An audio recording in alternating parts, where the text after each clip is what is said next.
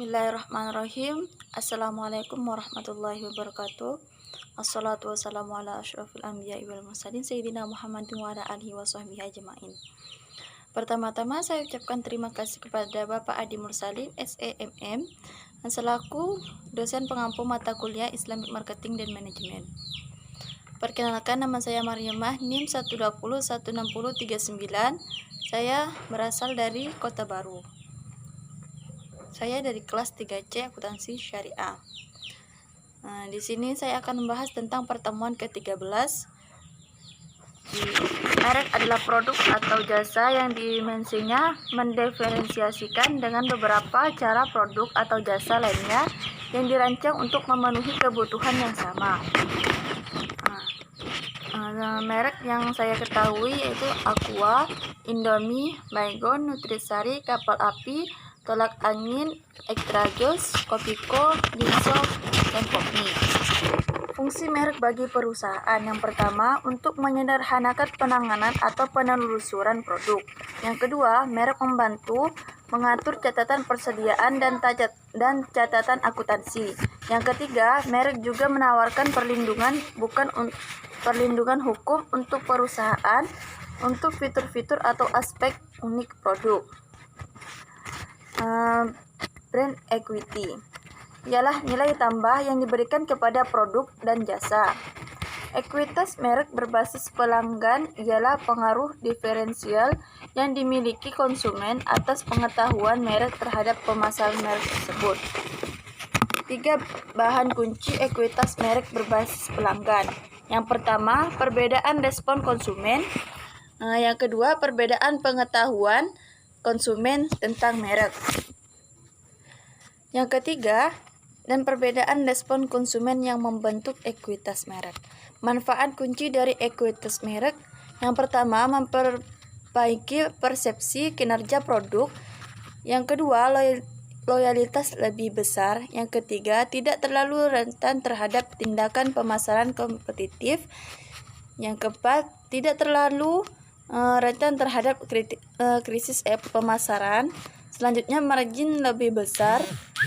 Terus respon konsumen yang lebih tidak elastis terhadap peningkatan harga.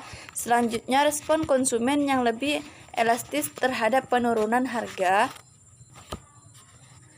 Dan yang terakhir, kerjasama dan dukungan dagang yang lebih besar.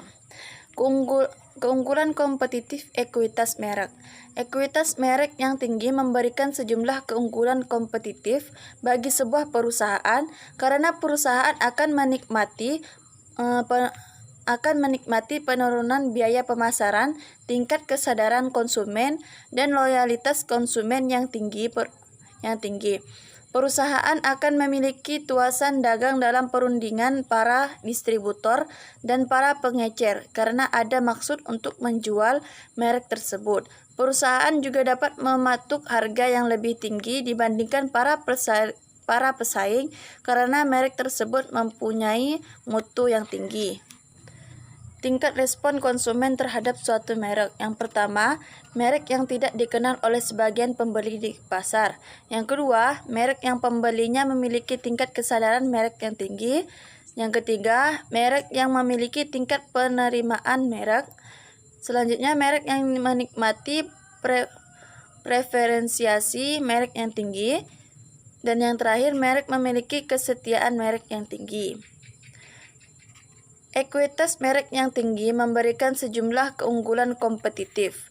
Ekuitas merek dapat dibangun dengan menciptakan struktur pengetahuan merek yang tepat untuk konsumen yang tepat. Proses ini bergantung pada semua kontak yang berhubungan dengan merek, baik yang dilakukan oleh pemasaran maupun yang bukan dilakukan oleh pemasaran. Brand equity. Dalam penelitian ini, terdapat 4 variabel dari dimensi brand equity yang akan diteliti. Yang pertama, brand awareness. Yang kedua, perceivability. Yang ketiga, brand association. Dan yang keempat, brand loyalty. dan pengaruhnya terhadap loyalitas pelanggan atau kesetiaan konsumen terhadap suatu produk. Yang pertama, kesadaran merek. Yang kedua, persepsi kualitas. Yang ketiga, asosiasi merek. Yang keempat, loyalitas merek. Persepsi kualitas adalah penilaian konsumen secara menyeluruh terhadap suatu produk tertentu. Persepsi kualitas memiliki peranan yang sangat penting dalam membangun suatu merek. Dalam banyak konteks persepsi kualitas, sebuah merek juga dapat menjadi sebuah alasan penting yang menjadi pertimbangan dan konsumen yang pada gilirannya dapat mempengaruhi keputusan pembelian. Adapun menurut Kotler 2002, keputusan pembelian konsumen adalah tingkatan dari konsumen untuk membeli atau tidak terhadap suatu produk tersebut dari beberapa faktor yang mempengaruhi konsumen dalam menentukan pembelian suatu produk atau jasa. Biasanya konsumen selalu mempertimbangkan kualitas, harga, dan produk yang sudah dikenal oleh masyarakat.